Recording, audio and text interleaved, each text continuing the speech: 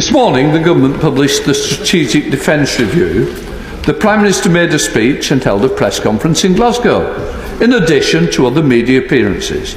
This follows several days of media briefing.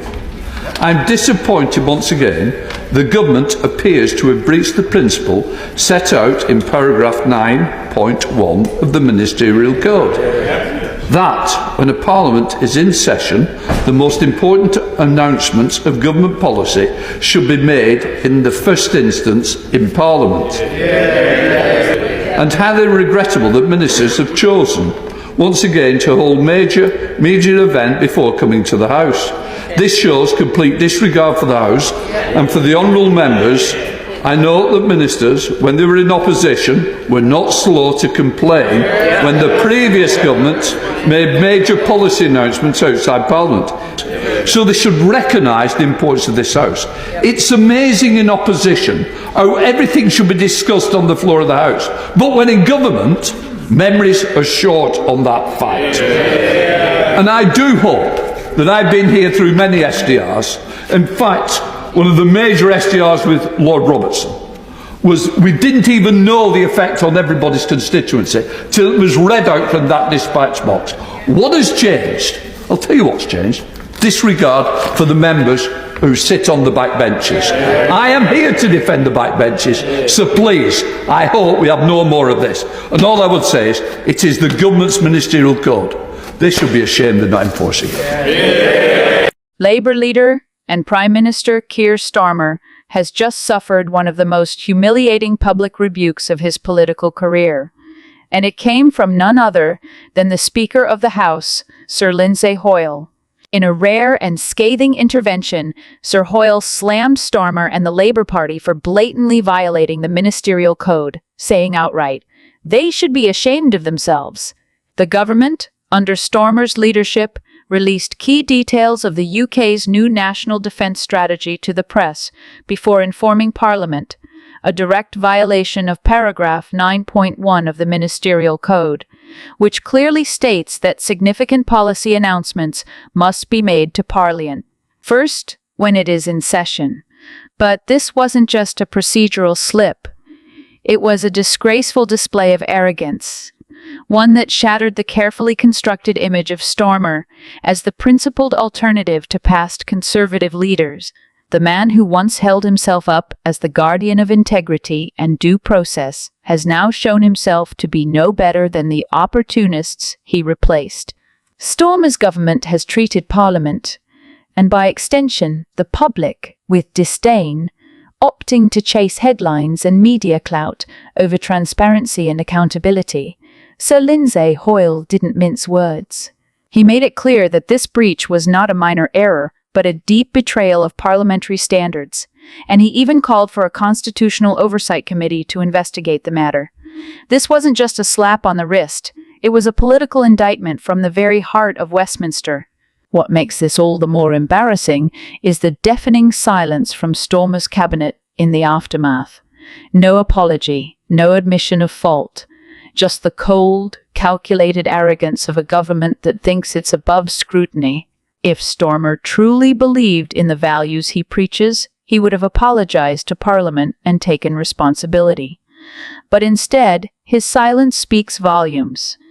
At this point, one has to ask, is Keir Starmer really any different from the very politicians he once condemned? Or has he simply become a more polished version of the same old power games, dressed up in the language of reform, but hollow at the core? Either way, the message from Sir Lindsay Hoyle was loud and clear. You should be ashamed.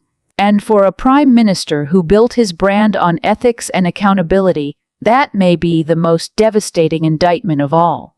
The Herald. Now, Andrew Learmouth, it seems that you're involved with this group of protesters outside. No. Well, it's funny, isn't it, that you come and your newspaper also manages to have another one of your correspondents as a protest correspondent. So you knew more about this than we did. That's not true at all, Nigel, sorry. Really? Absolutely not. So we have two reporters in Aberdeen. Come on now. And they're both here. Very good. I've got two reporters going to Hamilton City as well. So much money and so many staff, it must be remarkable. Do carry on. Just to be clear. We've got a couple of reporters here as well. Have you? Right. Nobody had Right. as bad as that. No. Had any- Absolutely. Well, no, fair enough. If you say that, I believe you. I don't know that you do believe me, but I didn't. But It's not on that. I don't know what I was going to ask. Yeah, well, let's talk about the protest. Well, this location was only sent to you guys. It wasn't put out on the public wires. We didn't put it out to our membership, and yet they knew. So it came from one of you. Well, people were tweeting about it. Oh, well, it's not. Anyway, carry on. Sorry. Well, let's talk about the protest, because I'm not entirely clear what you were accusing John Swinney of earlier when you talked about him inciting or his insightful language. What, are you saying that he's putting you at risk or something? What's? Well, he used the racist word, didn't he? You know, despite the fact, as I've pointed out, we have many members from all communities, some of whom are in very senior positions within our party. According to the experts, we got more BAME, if you believe in all this, more BAME voters in the last general election than the Liberal Democrats, and we get even more this time. We just want to live in a country where everybody is treated equally, everybody is treated on merit, regardless of race, sexual preference, or whatever else it may be. And as for outside, well, you know who they are. They're Antifa. At least half of them wearing face coverings, which I don't think should be allowed, do you? Okay, thank you very much, ladies and gentlemen. Thank you. Clarify something. This morning in Aberdeen, what was intended to be a controlled and strategic press conference by Reform UK quickly descended into political chaos as Antifa protesters unexpectedly showed up, despite the location being kept confidential and shared only with select members of the press. Nigel Farage, the party's figurehead and political firebrand, immediately accused the media of leaking the location to deliberately incite trouble, transforming what should have been a policy-focused event into a public confrontation. This incident raises serious concerns, not only about media conduct, but about the deep fractures and volatility now tearing through British democracy. Farage, once dismissed as a populist outlier, is now harnessing public anger at a stagnant political system, using moments like these to reinforce a powerful message. It's time to vote for real change. Political tensions in the UK are nearing a boiling point.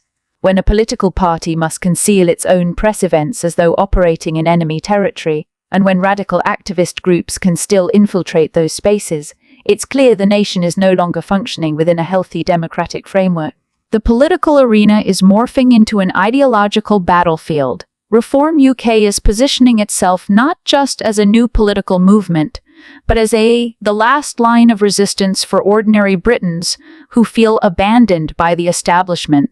The chaos in Aberdeen, far from being a setback, feeds directly into Farage's narrative that the elite media and radical activists are colluding to silence political dissent. He's not just challenging the government, he's waging war against the system itself, and his message is unmistakable. We are the change, they are the chaos.